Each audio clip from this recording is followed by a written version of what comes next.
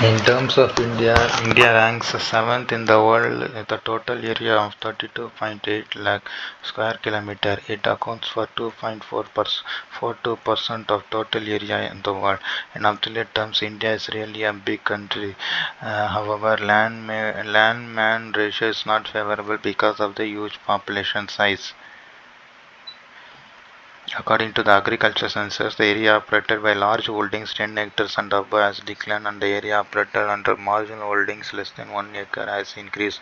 This indicates that land is being fragmented and has become uneconomic. India's forest cover in 2007 is 69.09 million hectares, which constitutes 21.02% of the total geographical area. Of this, 8.35 million hectares is very dense forest, 31.90 million hectares is moderately dense forest, and the rest 28.84 million hectares is open forest. Important mineral resources: iron ore. India possesses high quality iron ore in abundance. The total reserves of iron ore in the country are about 14.630 million tons of hematite, 10,619 million tons of magnetite. Hematite iron is mainly found in Chhattisgarh, Jharkhand, Odisha, Goa and Karnataka.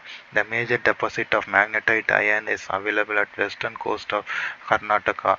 Some deposits of iron ore are also found in Kerala, Tamil Nadu and Andhra Pradesh. Coal is the largest available mineral resource. India ranks third in the world after China and USA in coal production. The main centers of coal in India are West Bengal, Bihar, Madhya Pradesh, Maharashtra, Odisha and Andhra Pradesh. Bulk of the coal production comes from Bengal Jharkhand coal fields. Bauxite is a main source of metal like aluminum. Major resources are concentrated in East Coast bauxite deposits of Odisha and Andhra Pradesh. Mica is a heat-resisting mineral which is also a bad conductor of electricity. It is used in electrical equipment as an insulator. India stands first in the sheet mica production and contributes 60% of mica trade in the world. The important mica-bearing pegmate is found in Andhra Pradesh, Jharkhand, Bihar and Rajasthan.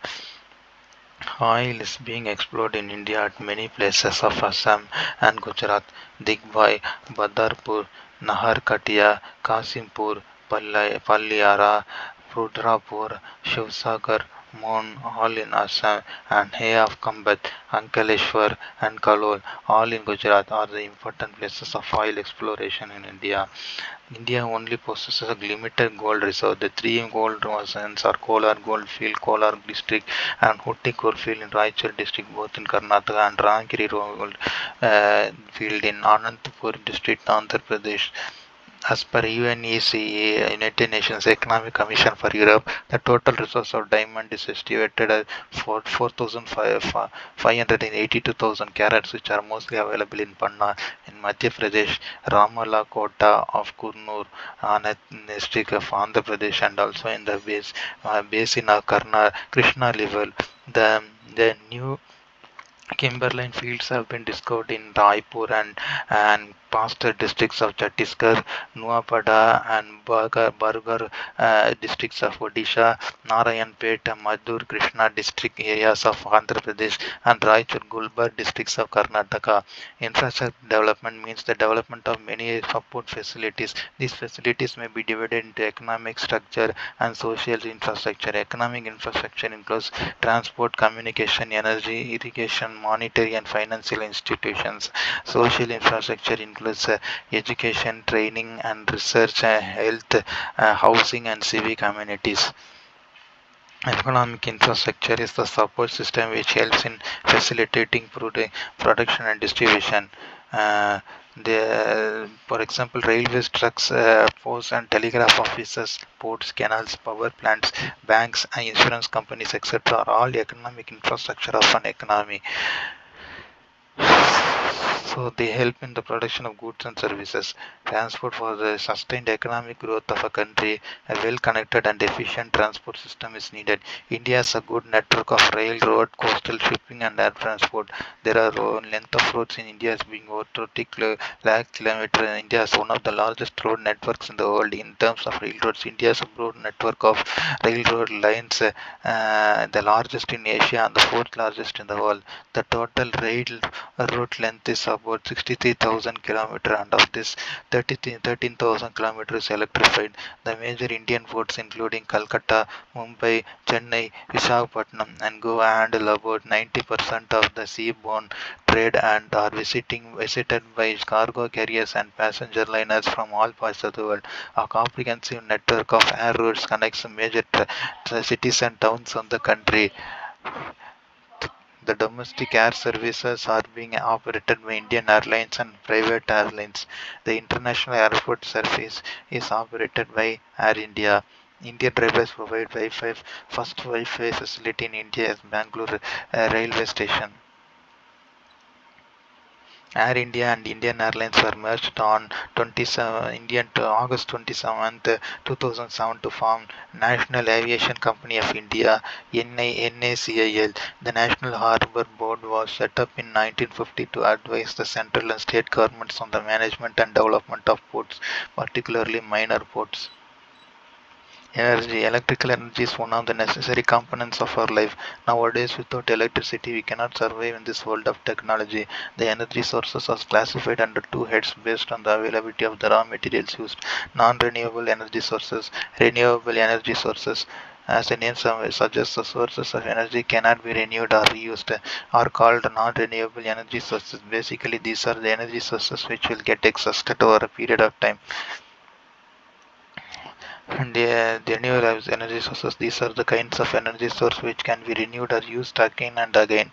Then do not exhaust. Literally speaking, they are available in abundant or infinite quality. For example, this includes solar energy, wind energy, tidal energy, geothermal energy, biomass energy. Sometimes renewable sources are also non-conventional sources of energy. Since these kinds of materials or these ways of energy production were not used earlier or conventionally. Social infrastructure refers to the structures which are improving the quality of manpower and contribute indirectly towards the growth of an economy. These structures are outside the system of production and distribution.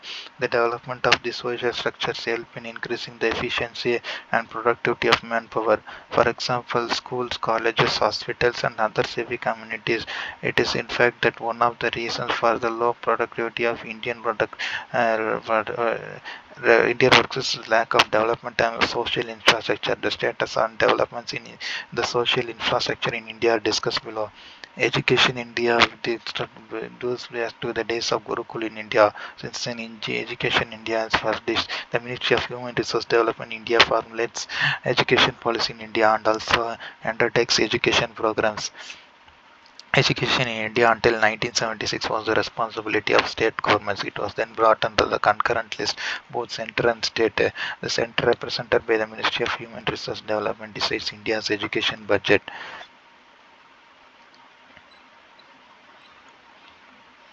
The education system in India primarily consists of 6 levels: nursery class, primary class, secondary level, higher secondary level, graduation, post-graduation. Education in India follows the 10 plus 2 pattern. For higher education, there are various state-run as well as private institutions and universities providing a variety of courses and subjects.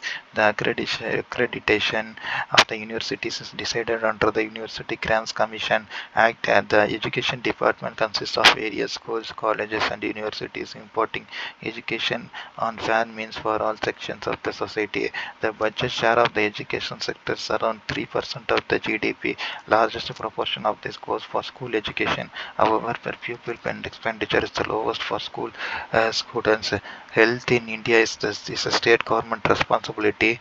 The Central Council also is health and welfare formulates the various healthcare projects and health department reform policies. The administration of health in this India is as well as technical needs of health sector are responsibility of the Ministry of Health and Welfare. healthcare. Healthcare India has many forms. These are Siddha medicine, Ayurvedic medicine, Unani, organic herbal care, homeopathy, allopathy, yoga, and many more.